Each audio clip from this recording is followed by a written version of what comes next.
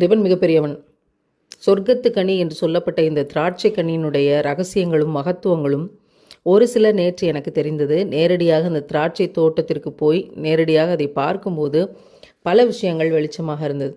இந்த திராட்சை விதையில் இருக்கக்கூடிய மருத்துவ குணங்கள் புற்றுநோயினுடைய செல்களை கட்டுப்படுத்தி புற்றுநோய் வராமல் பாதுகாக்கக்கூடிய ஆற்றலை உருவாக்குகிறது.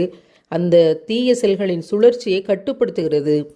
எவ்வளவு அற்புதம்! இத்தனை நாள் திராட்சை பழத்திலிருந்து கொட்டையை கீழே துப்பி கொண்டிருந்தோம். இனிமேல் இந்த திராட்சை கொட்டை துவர்ப்பு தன்மை கொண்டது தான், கசக்கலை.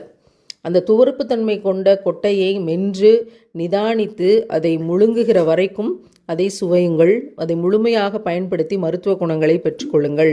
இறைவன் ஒவ்வொரு கனியிலும் பல்வேறு மருத்துவ குணங்களையும் மனிதனுக்கு தேவையான ஊட்டச்சத்துக்களையும் தந்திருக்கிறான். சிந்திப்போருக்கு இதில் அத்தாட்சி இருக்கிறது. இனிமேல் திராட்சை பழங்களை நன்றாக 2 முறை கழுவி உப்பு நீரில் கழுவி கொட்டைகளோடு சுவைத்து அதன் முழு பலனையும் பெறுவோமாக.